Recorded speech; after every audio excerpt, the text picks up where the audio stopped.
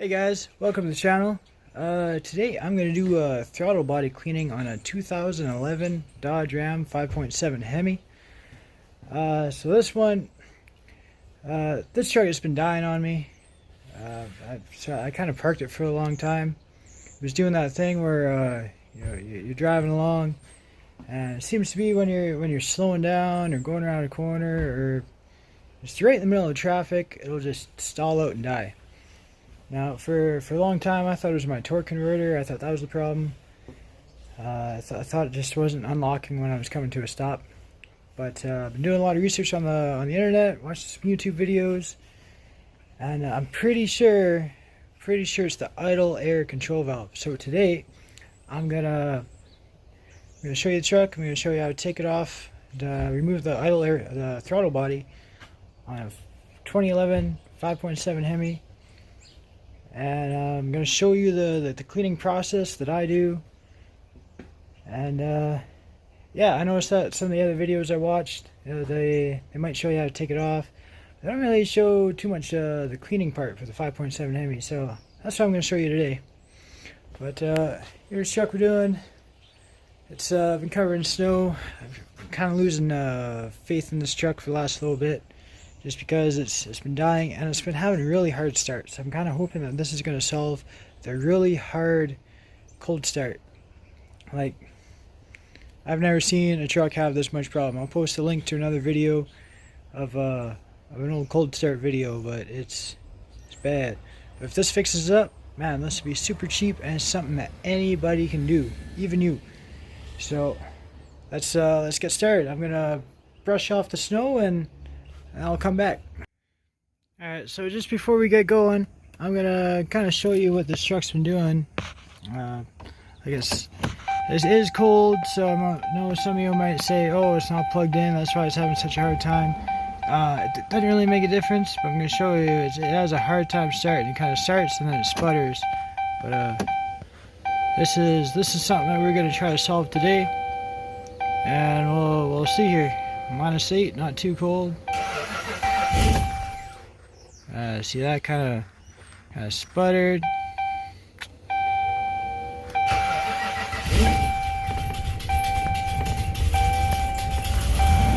Oh, see, there it goes. It starts, but has a really hard time. So we're gonna see if we can't make an easier.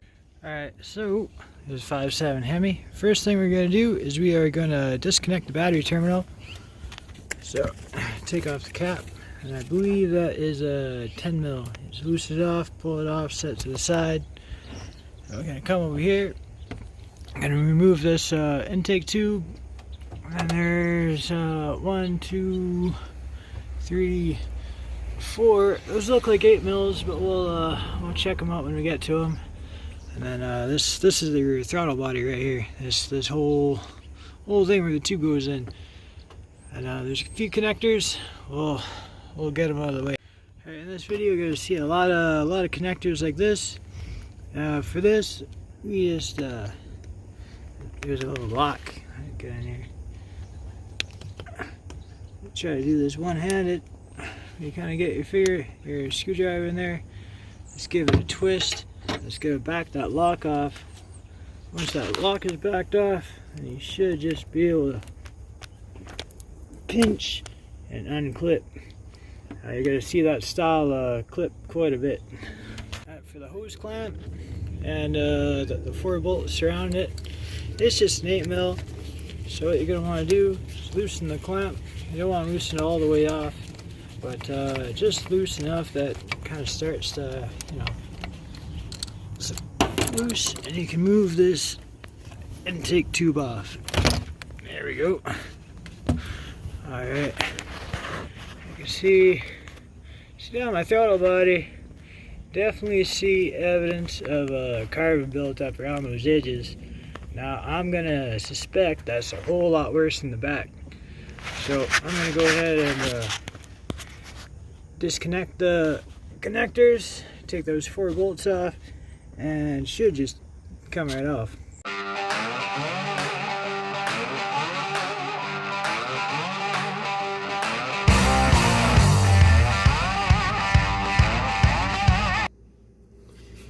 Alright, so I got the throttle body off. As you can see, there is quite a bit of carbon buildup around the edges there. And then I turn on the back side and it is even worse. So I'm going to use some carb cleaner along with a toothbrush, and we'll just see if we can't get all that out of there and get that looking like new again.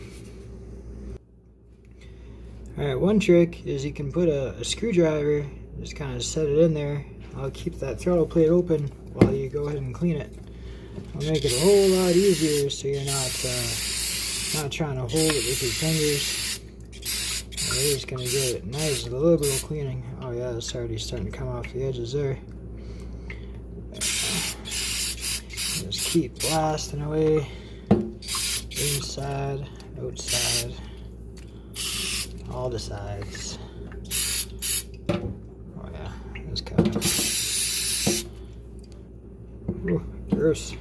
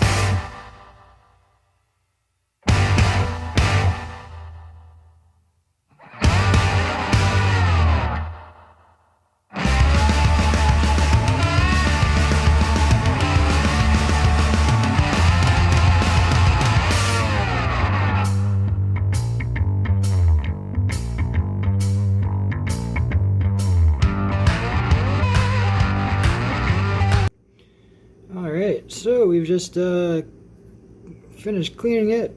It's looking pretty good, both sides, inside and out. Now, one particular area you're going to want to pay attention to, especially when you're cleaning, is this inside edge, right where the throttle plate sits. You want that to be clean as possible, and also the edge of the valve. You want to get that edge clean as possible. So clean there, those are the two really important ones. I think we did a pretty good job. Just this with a little bit of gunk carburetor and choke cleaner. This is just what my local auto parts store had, but if you can find some that's meant for throttle bodies specifically, then power to you. This worked pretty good for me. I'm gonna go ahead and put this back on the truck and see how it runs. Oh, just note, some people might want to clean the whole thing, make the whole thing clean, get looking like new when they have it apart. I'm pretty good just having the inside clean because that's the part that really matters. You also want to clean this mating surface. That's going to go right on your intake manifold. Get that clean as you can too. Me, I didn't use gloves. I would definitely recommend using some kind of gloves. This stuff is pretty hard on the skin, and just this carbon, it gets pretty dirty too. But yeah, I got some Gojo orange right there. Clean up my hands, and then then we'll finish this thing up. Alright guys, just a pro tip. If your girl is not as cool with you washing auto parts in the sink as mine is, make sure you get that sink clean when you're done. And don't use your favorite sponge either. She'll whoop your ass. Alright, we are ready to put this nice clean throttle body back on the intake manifold. Now, you want to give a bit of a wipe just around the intake manifold. The gasket is actually reusable. There's a little rubber piece. Mine's in pretty good shape, so I'm not going to bother reusing it. Keep in mind, when you're reinstalling, your manifold is plastic. You don't want to go crazy on the torque, or you're going to strip those threads, and then you'll be out an intake manifold. And you'll notice there's some dimples. There's a dimple there, and a dimple right there. Those coincide with the bottom of your throttle body. So you can only put it on one way. You can't put it on backwards. They won't let you. This is pretty simple stuff. So we'll get this mounted back up and try starting it. We'll also go through a relearn, a throttle calibration. There's a little calibration thing that you do for these Hemis, and yeah, I'll show you how to recalibrate this thing once it's back on.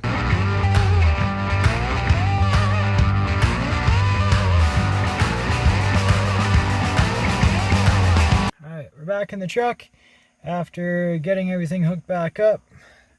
Now the next step is to reset your throttle body. So how you do that is you turn it to the on position. Wait for all these lights to go out. That one with the lightning bolt, that is your electronic throttle body light. That's when it comes on, is when that throttle body is not happy. So hopefully resetting it will help it out. Alright, lights are all out. Holding my foot to the floor for 20 seconds, right to the rug. Yeah, I got a lot of flashing lights. My TPMS sensor isn't happy these days, so maybe that'll be a next video. Replacing a TPMS sensor and reprogramming. But today it's this. Alright, so 20 seconds. And after 20 seconds, you're just going to want to slowly release the pedal. Super slow, all the way off. Once it's all the way off, you can turn your key to the off position. Once it's off, turn it back on. Turn it back on, wait for all the lights to go out. Push the brake. And start it up. Yeah, so it is starting a whole lot better now. So that's definitely a good sign. Again, my TPMS light's flashing, but no check engine light, no other lights. Sound pretty good. Alright, yeah, I'm going to drive it around for the next week and see if this I have any more stalling problems, but I mean, I'm happy just with the better start. So all you home backyard mechanics, YouTubers, that's another episode. Good luck. Rock on.